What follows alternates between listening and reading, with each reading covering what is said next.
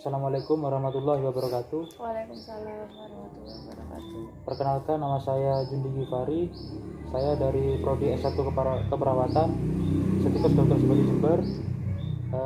Kedatangan saya di sini, saya ingin melakukan penyuluhan tentang penyakit diare kepada orang tua bayi dan balita. Kepada ibu, apakah ibu bersedia? Iya. Jika bersedia, mungkin saya membutuhkan waktunya berbincang-bincang dengan ibu selama kurang lebih 20 menit.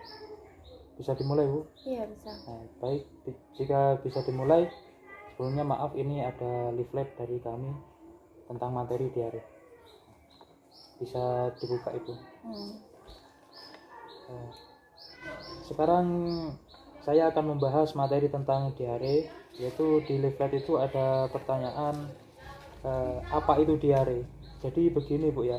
Yang dimaksud diare adalah suatu kondisi buang air besar yang tidak normal, yaitu lebih dari 3 kali sehari dengan karakteristik yang encer, dapat disertai atau tanpa disertai darah dan lendir. Jadi begini, jika si bayi atau balita tersebut BAB itu lebih dari 3 kali dalam sehari dan BAB-nya itu keluarnya itu encer beserta lendir ataupun darah, itu bisa jadi bayi ibu atau balita ibu itu mengidap penyakit diare. Yang kedua, penyebabnya apa diare? Yang pertama yaitu penyebab diare adalah yang pertama infeksi, virus atau bakteri. Jadi bayi atau balita ibu itu terinfeksi oleh virus dan bakteri. Dari mana masuknya virus atau bakteri itu? Yang pertama yaitu dari makanan yang tidak hygiene atau tidak bersih. Bahasanya tidak bersih. Yaitu makanan yang tercemar, basi, beracun, berjamur dan lain-lain. Yang selanjutnya, sistem kekebalan tubuh menurun. Jadi jika virus itu masuk atau bakteri itu masuk dalam tubuh, maka kekebalan tubuh si anak, si bayi atau balita itu akan menurun dan akan menimbulkan efek pada psikologis si balita atau si bayi tersebut, yaitu rasa takut dan cemas. Yang selanjutnya kita akan membahas tentang tanda-tanda dan gejala. Bagaimana tanda-tanda dan gejala diare itu tersebut? Yaitu yang pertama, si bayi itu atau si balita ibu itu sering buang air besar lebih dari 3 kali dalam sehari. Mungkin biasanya 2 kali sehari, biasanya maksimal 3 kali sehari. Maka nanti jika si balita ibu itu terinfeksi virus, maka BAB-nya akan lebih dari 3 kali. Yang kedua, merasa haus, bibir kering dan penurunan berat badan.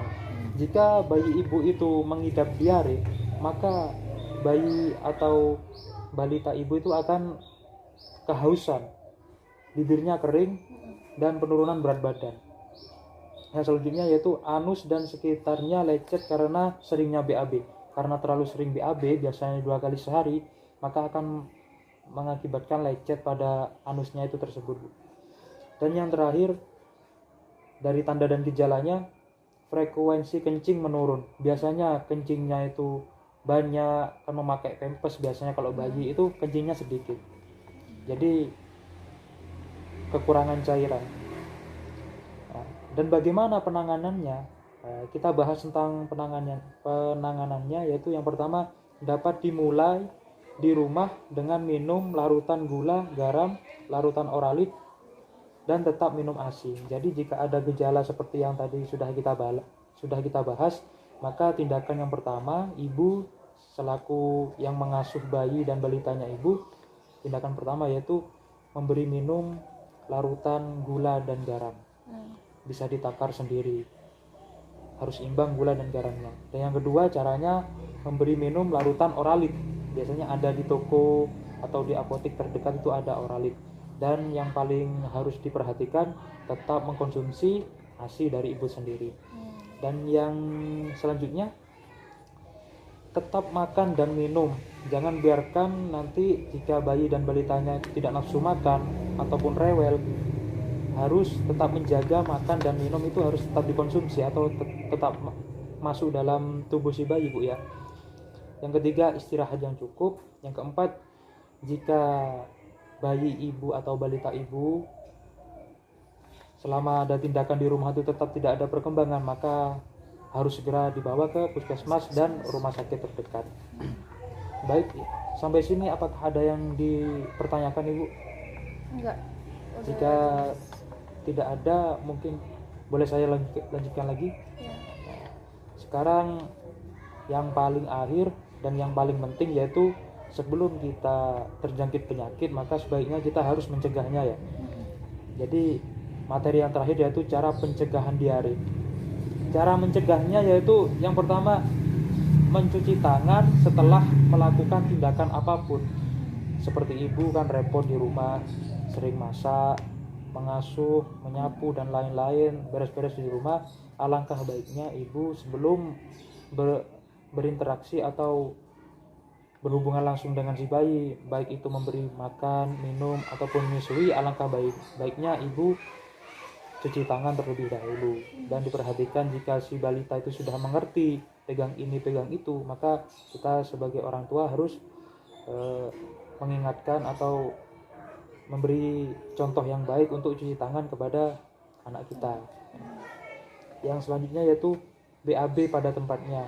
Ini biasanya terjadi pada orang di pedesaan ya.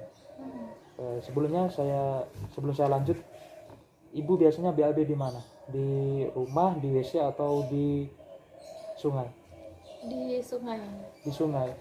Sebaiknya begini, Bu, jika ibu tetap BAB di sungai, maka resiko terjangkit diare itu sangatlah besar.